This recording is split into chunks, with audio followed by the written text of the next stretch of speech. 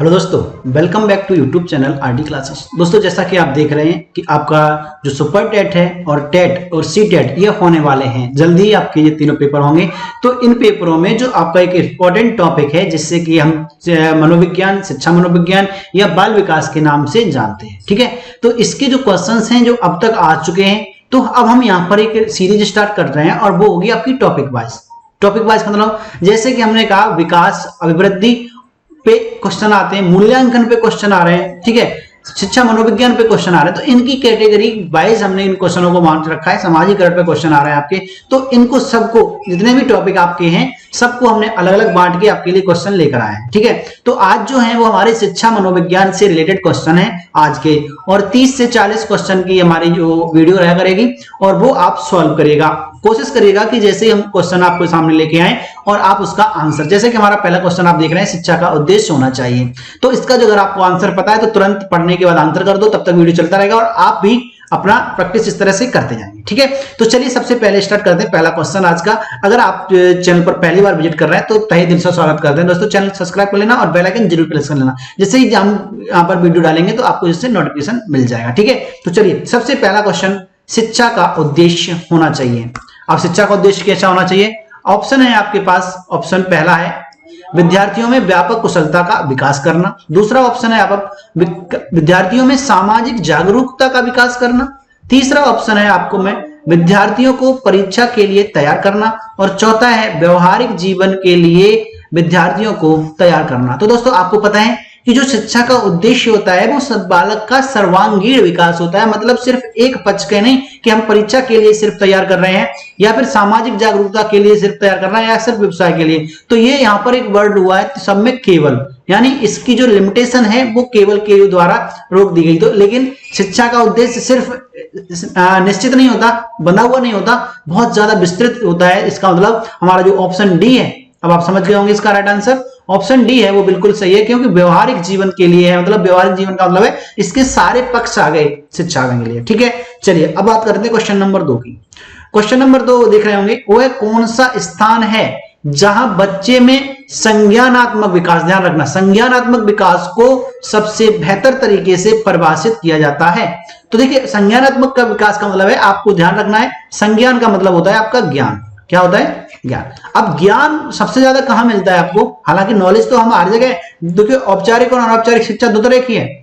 औपचारिक शिक्षा वो है जो हम अपने स्कूल वगैरह में पाते हैं, ठीक है, और ऑफिशियल टाइप की। और जो अनौपचारिक होती है जो हम अपने संस्कृति सीखते हैं, सभ्यता सीखते हैं, ठीक है, अपने परिवार से, आस पड़ोस से सीखते हैं। तो जो हमारा ज्ञान है वो ज्ञान के लिए खेल का मैदान नहीं है, ठीक है। विद्यालय एवं कक्षा कार्यालय ये आपके बनाए गए किसके लिए? आपके ज्ञान के लिए। सभागार ये भी नहीं है, और घर पे भी हाँ ज्ञान दिया जाता है, लेकिन संज्ञानात्मक विकास की बात है, वो आपके ज्ञान की बात कर रहा। तो जो ज्ञान मिलता है, कहते हैं ना, वो क्या मिलता है आपके विद्यालय में। तो ऑप्शन बी इसका राइट आंसर है, ठीक।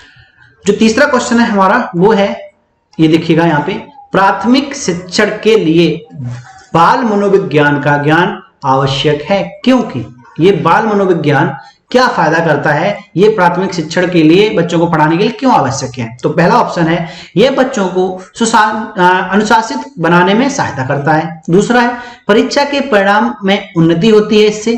तीसरा यह बच्चों को अभिप्रेरित करने के लिए सुविधाजनक तरीका बन जाता है। और अगला है यह बच्चों के व्यवहार को समझने में शिक्षक की सहायता करता है। तो इसका जो ऑप्शन है आपने समझ गए होंगे, ऑप्शन डी इसका राइट आंसर है। क्यों? क्योंकि बच्चे कई एक अलग अलग पृष्ठभूमि से आते हैं। अगर आप बाल मनोविज्ञान पढ़े हैं तो आप बच्चों को समझ सकते हैं कि उनको किस तरह के वातावरण से आए हैं और उनको किस तरह से आपको अनुशासित करना है।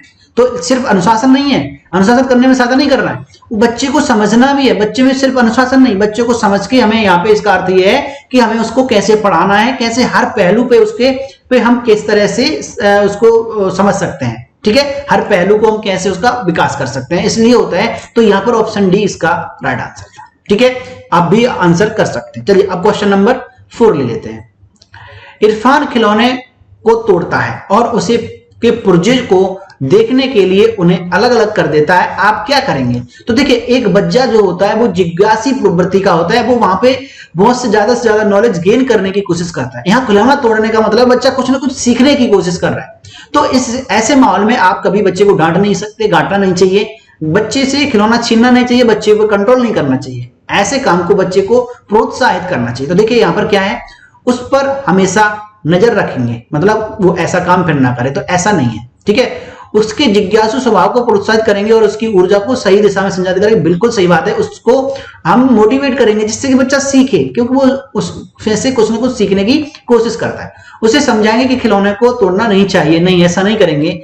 इरफान को खिलौने से कभी खेलने नहीं देंगे, तो ये भी गलत है, तो इसका ऑप्शन राइट का ऑप्शन बी, ठीक है। चलिए क्वेश्चन नंबर 5। पांचवें क्वेश्चन में आपने देखा बाल विकास में। अब बाल विकास में ऑप्शन आपके इधर रहे, तो बाल विकास में आप याद रखना है। तो क्वेश्चन नंबर 6 का ऑप्शन ये है, बाल विकास में क्या है, प्रक्रिया पर बल दिया जाता है, प्रक्रिया पर, ठीक है, ऑप्शन ए। ऑप्शन बी, वातावरण और अनुभव की भूमिका पर बल है। तीसरा, गर्भावस्था से किशोरावस्था तक अध्ययन होता है। और चौथा है आपका क्वेश्चन नंबर 5 का उपर्युक्त सभी। तो जो क्वेश्चन नंबर 5 है आपने देखा उपर्युक्त सभी, बहुत ही अच्छा ऑप्शन है। क्यों? क्योंकि बाल विकास जो है वो प्रक्रिया पर भी बल देता है, बाल विकास वातावरण और अनुभव की भूमिका पर भी बल देता है, और गर्भावस्था से किशोरावस्था तक की हम पढ़ते ही हैं, उसके अध्ययन को करते हैं बाल विकास के अंतर्गत। तो ऑप्शन तीनों सही थे, तो इसका राइट आंसर है ऑप्शन डी, ठीक है। तो चलिए अगले क्वेश्चन की बात करते हैं, क्वेश्चन नंबर 6। तो क्वेश्चन नंबर 6 में क्या लिखा हुआ है, क्वेश्चन नंबर 6 है बाल विकास का अध्ययन क्षेत्र है, यानी बाल विकास के अध्ययन क्षेत्र के बारे में पूछा गया है, ठीक है। तो यहां पर ऑप्शन, बाल विकास किसी भिन्न अवस्थाओं का अध्ययन है, विभिन्न अवस्थाएं जो होती हैं वो उसका अध्ययन है। अगला है वातावरण पर बल विकास पर पड़ने वाले प्रभावों का अध्ययन है, वैयक्तिक भिन्नताओं का अध्ययन है, और ऑप्शन डी आपका है उपर्युक्त सभी। तो देखिए बाल विकास के अंतर्गत क्या करते हैं, हम भिन्न भिन्न अवस्थाएं पढ़ते हैं बाल विकास में, शैशवावस्था, किशोरावस्था। बाल विकास में देखो वातावरण का बाल विकास पर पड़ने वाले प्रभाव का भी अध्ययन करते हैं, बिल्कुल पढ़ते हैं बाल विकास के अंतर्गत। वैयक्तिक भिन्नताएं ये भी इसके अंतर्गत आता है, तो इसका मतलब ऑप्शन डी इसका राइट आंसर था, ठीक है। चलिए क्वेश्चन नंबर 7 है, सर्वाधिक उपयुक्त जीवित यानी सर्वाइवल ऑफ द फिटेस्ट रहता है का सिद्धांत है, ये किसका है? ऑप्शन है लेमार्क का, हैरिसन का, डार्विन का और मैकडूगल का। तो इसका जो राइट आंसर है वो है ऑप्शन सी, डार्विन। डर के बिना क्या करना है, जीवन जीना है, सर्वाइवल करना है, जीवित रहना है, किसके बिना? डार्विन के बिना। तो याद रखना है जो ये है आपका डार्विन का। चलिए अगला तरीका बता दिया याद करने का। क्वेश्चन नंबर 8, बाल मनोविज्ञान के आधार पर कौन सा कथन सर्वोत्तम है? सबसे उत्तम आंसर बताना है ऑप्शन में से। सारे बच्चे एक जैसे होते हैं, बिल्कुल नहीं होते, आप जानते भी हैं। कुछ बच्चे एक जैसे होते हैं, इसको भी अभी नहीं कह सकते, क्योंकि कुछ बच्चे नहीं, कुछ बच्चे एक जैसे होते हैं, आपने नहीं देखा होगा, प्रत्येक में कुछ ना कुछ अलग क्वालिटी होंगी, अलग बनावट होगी, तो सब बच्चे एक जैसे नहीं हो सकते, कुछ भी नहीं हो सकते। कुछ बच्चे विशिष्ट होते हैं, या प्रत्येक बच्चा विशिष्ट होता है। तो यहां पर आपका दो ऑप्शन बहुत ही इंपॉर्टेंट है, सी और डी। तो इसमें अब ये बात ये आ जाती है कि विशिष्ट, तो विशिष्ट तो कुछ ही होते हैं, लेकिन सब में कुछ ना कुछ विशिष्टता जरूर पाई जाती है। तो पूरी तरह से विशिष्ट की बात कर रहे हैं यहाँ पे, तो कुछ बच्चे विशिष्ट होते हैं, प्रत्येक बच्चा विशिष्ट अपने आप में भी होता है, लेकिन यहाँ पर दोनों ऑप्शन एकदम अच्छे हैं। तो यहाँ पर ऑप्शन सी सबसे बेस्ट रहेगा। क्यों? क्योंकि कुछ बच्चे आपने देखा होंगे विशिष्ट बहुत ज्यादा होते हैं और कुछ नॉर्मल होते हैं, तो यहाँ पर उस अर्थ में इसका प्रयोग है। चलिए क्वेश्चन नंबर 9, तो आ जाइए क्वेश्चन नंबर 9 की बात करते हैं। क्वेश्चन नंबर 9, इसमें लिखा हुआ मानसिक स्वास्थ्य विज्ञान का प्रमुख उद्देश्य है। तो ऑप्शन है पहला, बालक के मानसिक स्वास्थ्य की रक्षा करना। बिल्कुल, हम विज्ञान के अंतर्गत क्या करते हैं, उस चीज को अच्छा रखने के लिए। तो विज्ञान हमारे जो स्वास्थ्य विज्ञान है वो स्वास्थ्य अच्छा रखने के लिए पढ़ते हैं, तो बिल्कुल सही है। कुछ समायोजन का निराकरण करना। अब देखिए मानसिक है, अगर तुम दिमाग से सही होगे मान लो, तो क्या होगा, समायोजन अच्छे से कर पाओगे। जिसके अंदर दिमाग नहीं होगा वो परिस्थितियों के साथ समायोजन नहीं कर पाएगा। तो ऑप्शन बी भी सही है, तो इसलिए ऑप्शन सी इसका राइट आंसर हो जाएगा, प्रयुक्त दोनों।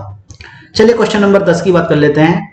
बाल मनोविज्ञान के अनुसार शिक्षा के क्षेत्र में मुख्य स्थान है, किसका है शिक्षा के क्षेत्र में? बाल मनोविज्ञान के अनुसार बालक का, अध्यापक का, अभिभावक का या प्रशासन का। तो आपको पता है जो बाल मनोविज्ञान है वो बालक के लिए है, और अगर बालक ही नहीं होगा तो उसमें प्रमुख कौन रहेगा? तो सबसे पहले बालक होना चाहिए, उसके बाद ये चीजें इससे जुड़ेंगी, ठीक है। तो सबसे पहले मेन कौन हो गया? बालक। ऑप्शन ए राइट आंसर है। चलिए 11वें क्वेश्चन की बात कर लेते हैं। बालक एक ऐसी पुस्तक है जिसका शिक्षक को अधोपांत अध्ययन करना चाहिए, उपयुक्त कथन किसके द्वारा दिया गया है? तो इसका जो राइट आंसर है दोस्तों, ये कथन आपको याद कर रखना है, ये कहा था रूसो ने। ऑप्शन सी इसका राइट आंसर है, ठीक है। क्वेश्चन नंबर 12, निम्नलिखित में से कौन सा कथन शिक्षण के बारे में सत्य नहीं है? किसके बारे में? शिक्षण के बारे में। चलिए, पहला, शिक्षण में सुधार किया जा सकता है, बिल्कुल किया जा सकता है, तो ये तो सही है। सही नहीं है पूछा है। शिक्षण औपचारिक किया जाता है, बिल्कुल, औपचारिक और अनौपचारिक दो तरह का होता है। शिक्षण विज्ञान के साथ साथ कला भी है, शिक्षण अन्वेषण है, तो शिक्षण विज्ञान के साथ साथ कला है, बिल्कुल सही है। और ऑप्शन डी है शिक्षण अन्वेषण है, तो ये कथन असत्य है। शिक्षण अन्वेषण, अन्वेषण का मतलब क्या है? अन्वेषण का मतलब है यहाँ इच्छुक से, इच्छा से, इसका मतलब ये इच्छा से नहीं है, शिक्षक कार्य हमारा प्रक्रिया है, ठीक है। तो ऑप्शन डी ये यहाँ पे गलत था। चलिए, क्वेश्चन नंबर 13, प्राथमिक विद्यालयों में बालकों के लिए निम्नलिखित में से किसे बेहतर मानते हैं? वीडियो अनुरूपण, मतलब हम वीडियो दिखाएं, प्रदर्शन कराएं वहां पे चीजों को, स्वयं के द्वारा किया गया अनुभव, या उपर्युक्त सभी। तो देखो 13वां क्वेश्चन जो था इसमें उपर्युक्त सभी ऑप्शन बी है, लेकिन किसे बेहतर मानते हैं, इसका मतलब इसमें से कोई एक बेहतर बताना है। तो वैसे तो चारों सही है, मतलब तीनों सही है ऑप्शन, लेकिन यहाँ पे इनमें से कौन सा बेहतर है? तो वो है जब बच्चा स्वयं किसी में प्रतिभाग करता है तो अच्छे से सीखता है, तो स्वयं के द्वारा किया गया अनुभव, ठीक है। ये क्वेश्चन नंबर 13 था। आइए क्वेश्चन नंबर 14। क्वेश्चन नंबर 14 में आप देख रहे होंगे, बाल विकास के शैक्षिक निहितार्थ से संबंधित नहीं है। शैक्षिक निहितार्थ, शैक्षिक मतलब आपका शिक्षा से। चलिए, विद्यालय तथा समुदाय को जोड़ना, बिल्कुल ये शैक्षिक निहितार्थ से ही है और नहीं है, पूछा है 14वां में। दूसरा, प्रातःकालीन विद्यालय सभाओं का संबोधन करना, बिल्कुल शिक्षा से संबंधित है।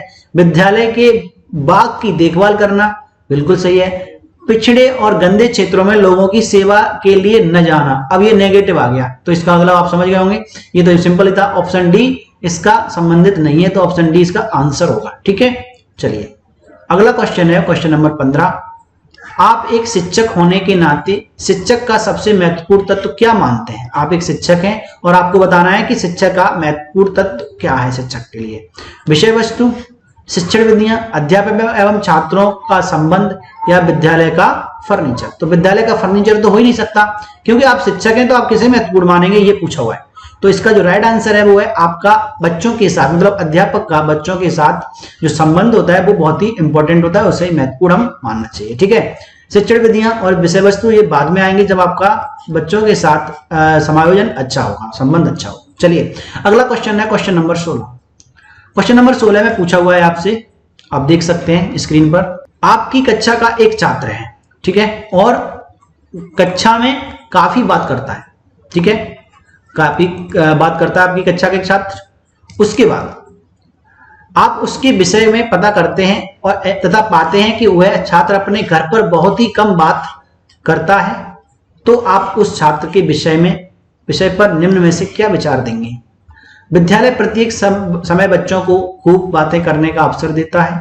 शिक्षक की यह मांग है कि बच्चे विद्यालय में खूब बात करें। उस बच्चे को उस घर पसंद नहीं है, मतलब उसका घर जो है उसे पसंद नहीं है। उस बच्चे के विचारों को विद्यालय में मान्यता मिले। देखिए, जहां आपको मान्यता मिलेगी, आपके विचार माने जाएंगे, आप वहीं अपने विचार ज्यादा से ज्यादा देने की कोशिश करेंगे। तो इसका मतलब ऑप्शन डी बिल्कुल सही है, बाकी के ऑप्शन गलत है, क्योंकि उसके विचारों को मान्यता मिलती है, मानते हैं कि वो सही बात कह रहा है तो वो और कहेगा, ठीक है। तो यही रीजन था। चलिए, तो ये थे क्वेश्चन 16। अगर ये क्वेश्चन पसंद आए हो तो हमें जरूर बताइएगा। इसकी जो अगली पार्ट है, सेकंड पार्ट हमारा बचा हुआ, उसको हम नेक्स्ट वीडियो में डिस्कस करेंगे, क्योंकि यहाँ पर हमें ये देखना है कि आप लोगों को टॉपिक वाइज और हमारा जो तरीका है समझाने का वो कैसा लग रहा है। अगर आपको ये पसंद आता है तो इसे लाइक शेयर जरूर कर देना ज्यादा से ज्यादा ग्रुपों में, जहां भी आपके ग्रुप हो, टेट, सीटेट, सुपर टेट के और अध्यापक भर्ती के जितने भी एग्जाम है वहां पे इनको सबको फॉरवर्ड कर देना। चलिए, तो अब मिलते हैं आपके साथ ऐसे ही अच्छे क्वेश्चनों के साथ नेक्स्ट वीडियो में।